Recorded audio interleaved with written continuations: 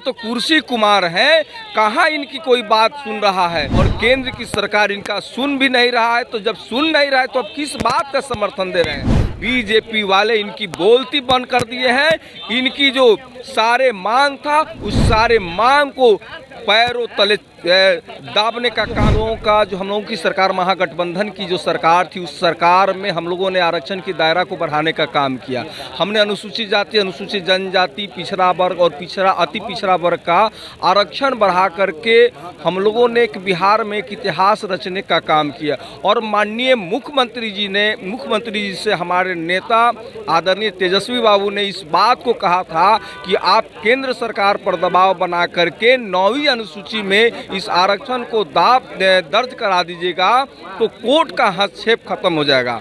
लेकिन आदरणीय सम्मानीय मुख्यमंत्री जी इस कार्य को कराने में अक्षम रहे। तो सिर्फ दलितों का वोट चाहिए, अति पिछड़ा का वोट चाहिए, पिछड़ा वर्ग का वोट चाहिए, लेकिन उनको उनकी अधिकार की लड़ाई माननीय मुख्यमंत्री जी नहीं लड़ रहे हैं। हम लोगों को आप देखिएगा ना, तो जमीन में बराबरी की हिस्सेदारी है, ना हमारे पास संपत्ति है। चंद लोगों के पास में पूरी भारत की संपत्ति हो गया है।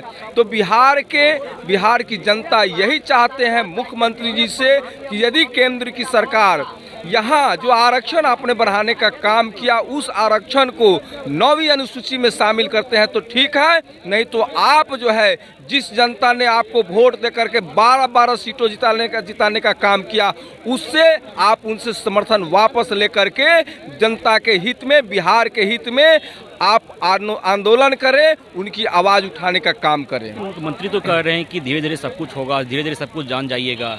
ये आप तो देख रहे हैं ना, ये तो कुर्सी कुमार हैं, कहाँ इनकी कोई बात सुन रहा है। आप देख रहे होंगे कि बिहार को विशेष राज्य की दर्जा का मांग यहाँ की जनता की यह विशेष मांग है और इनकी आवाज़ को अपने कुर्सी के लिए ये एकदम चुप हैं। कहीं भी केंद्र सरकार से ये मांग नहीं कर रहे हैं और केंद्र की सरकार इनका सुन भी नहीं रहा है। तो जब सुन नहीं रहा है तो अब किस बात का समर्थन दे रहे हैं? ना तो आपको विशेष राज्य का दर्जा दिया जा रहा है, ना आपने जो आरक्षण बढ़ाने का काम किए उस आरक्षण को 9वीं अनुसूची में देने का काम कर रहे हैं। तो कहीं ना कहीं बीजेपी वाले इनकी बोलती बंद कर दिए हैं। इनकी जो सारे मांग था उस सारे मांग को पैरों तले दाबने का काम कर रहे हैं। इसके सारे मांग को ठुकरा दिया। अब किस मुंह से ये जनता के बीच में जाएंगे? ये तो नीतीश कुमार बताएंगे जनता को। जिस जनता ने आपको वोट दे करके यहाँ तक पहुँचाने का काम किया, आप उनकी लड़ाई नहीं लड़ रहे हैं, आप गूंगी साधे हुए हैं, मुंह पर टेप लगाए हुए हैं।